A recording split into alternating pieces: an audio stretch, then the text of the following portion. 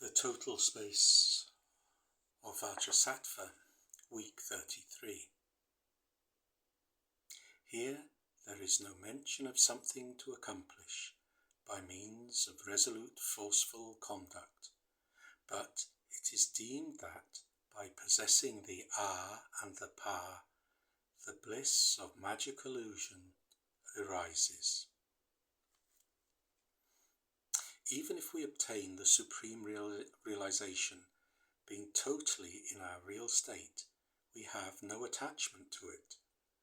But if we say, now I am in the state of contemplation, this concept is an obstacle.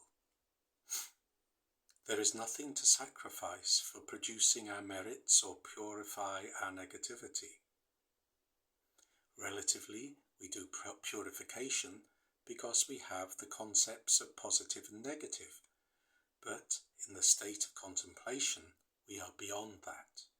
We do not give it too much importance. In Sutra there is the renunciation system. Believers sacrifice and so purify. Also in Vajrayana, in the biography of Milarepa, Marpa told him that he should purify, and Milarepa sacrificed for years building houses. This is purification. Many ways of sacrificing exist in Sutra. In Lhasa, many years ago, we decided to do a Gana Puja where an important statue of Buddha is located. We were almost 20 people from our community, but in that place a group of practitioners, monks etc., were doing a Gana Puja, so we waited a bit.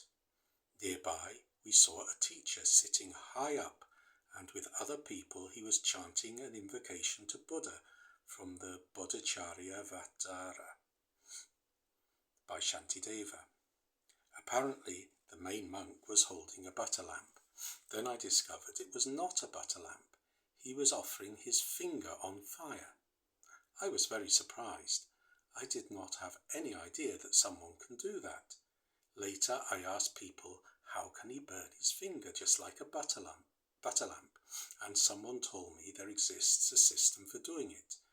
They tie a finger tightly with string for many months so that the blood is blocked and the finger becomes numb. Then they put some cotton and butter on it and burn it as an offering. I thought that even Buddha and the Bodhisattvas would not be happy that you burn your finger, but they think that offering a finger is very important. In Dzogchen teaching, this or any kind of sacrifice is considered negative, not useful. In your mind you feel forced to do something, but it is not necessary. If you know the real sense, you don't need to do it. You can obtain anything without it.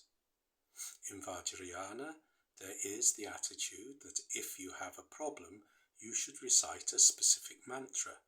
So they do a huge collection of mantras. In Dzogchen teachings, these things are not necessary. A few mantras are enough. In a real sense, the essence of all mantras is the mantra Om Ahung, that represents the state of body, speech and mind of all enlightened beings. All functions exist in it. In the relative condition, I say to do the practice of Uza Chenma for obtaining desires and eliminating negativity through an invocation to be recited at sunrise, followed by the mantra Om Maratsiye Mum Swaha. People do it and are satisfied. They are happy because it works. Then they ask me, what are the action mantras of Uza Chenma? They think that they have to chant first the main mantra, then action mantras, but they don't know how it works in a real sense. For instance, for Green Tara we have 21 action mantras. We can use them, but in a real sense it is not necessary, because Green Tara is a totally enlightened being. She is omniscient. So, if you do Green Tara practice with mantras and invocations, she knows very well what I need. It is not necessary to say openly that I want to get money or a job. If you do action mantras, you are not considering that green Tara is very important as an enlightened being. The same is true for Milarepa. Some people say that Milarepa is sitting with his hand close to his ear because he is listening to all sentient beings. They think this is a very nice explanation, but it is not corresponding even at a relative level, because if Milarepa has the capacity to listen to all sentient beings, he doesn't need to put his hand up on his ear. Doing this gesture means that he is not hearing well. Milarepa is not even saluting an officer in military style. He is controlling his energy wave for getting into a calm state. This is also explained in the Tantras of Vajra and Chakra Samvara, not only in Dzogchen teaching. If you have mental confusion, it is very important to control this energy wave. It is a way of controlling your mind. But you should not press the throat where there is a heartbeat to not block the blood circulation. You see, many times we are giving intellectual explanations that do not correspond.